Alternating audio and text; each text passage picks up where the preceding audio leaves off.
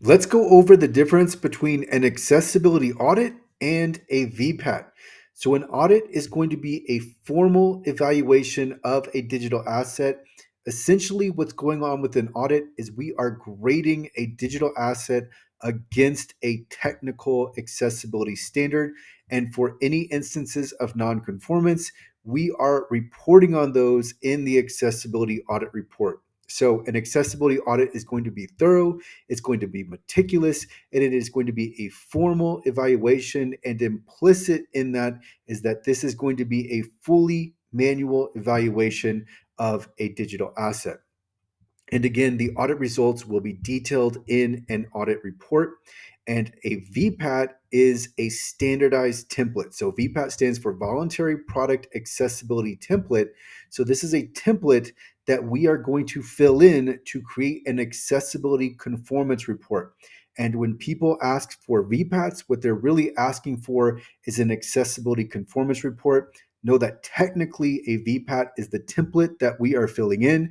Commonly, these two terms, VPAT and ACR, are used interchangeably, but just note that when people are asking for a VPAT, we understand that they're not asking us for this templated document.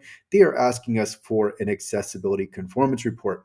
So again, we use the audit report to fill in the VPAT.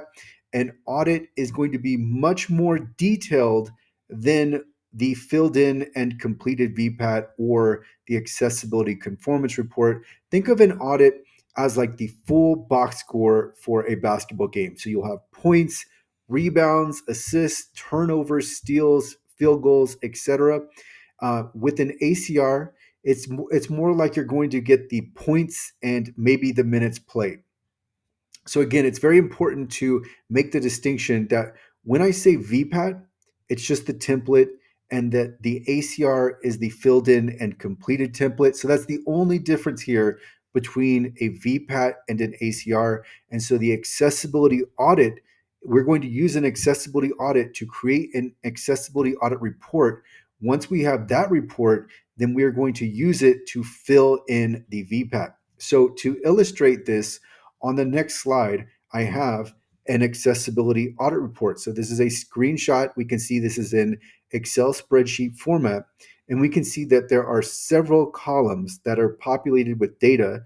And so these all represent different accessibility issues. So these first two columns are page title and section, and then page URL. This helps us locate exactly where the accessibility issue is. Then we have the environment. So it's telling us what environment produced the accessibility issue.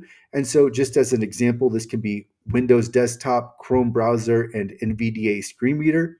And then we have the associated WCAG success criterion. So this is the actual criterion from the technical standard that we have found to be there to be an issue where we are non-conformant with this criterion. Then we have the issue title. Then we have the issue description. Then we have the applicable code for the issue. We have the users affected, and then we have the recommendation on how to fix the issue. And there are a few more columns, but just note that this is an accessible.org accessibility audit report. It is very detailed. We are going to use this audit report and the results from this audit report to fill in the VPAT. So we're going to use this to fill in the template and create the accessibility conformance report. All right, on this next slide, I have the table from the VPAT. So here we can see table 1, success criteria, level A. This is from the WCAG edition of the VPAT.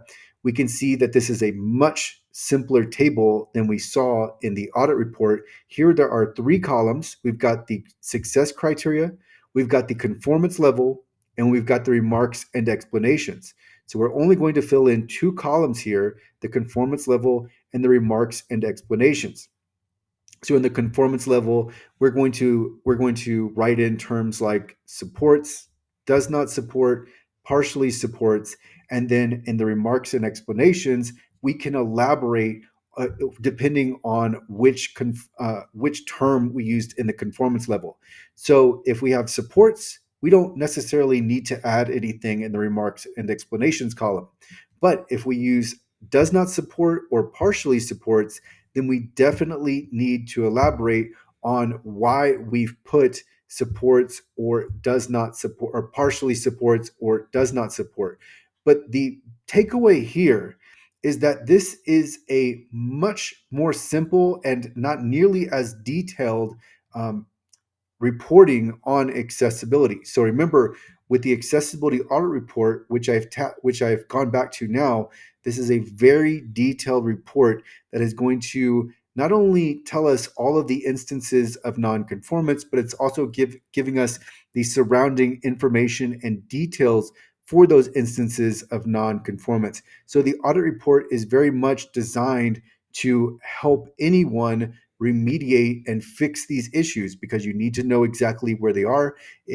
Knowing the environment that produced the issue can help. Knowing the associated WCAG success criterion can help you with the fix, and so on. So the report is here to help the client with fixing the accessibility issue, but we can also use the report to fill in and complete the VPAT and create an accessibility conformance report.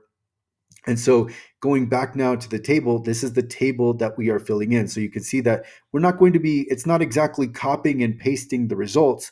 Rather, it's more using the details from the audit report to fill in these two columns. So this is the difference between an accessibility audit and a VPAT. So this video is one of many in a playlist. This is frequently asked questions for VPATs. So I will include a link to the playlist in the description, as well as a link to our VPATs in plain English guide.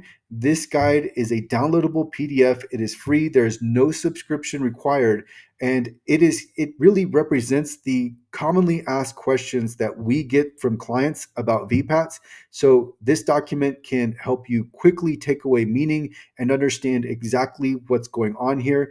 I will include a link to that in the description as well as other resources to help you with your accessibility project. So that will do it for this video. We will continue on with the next.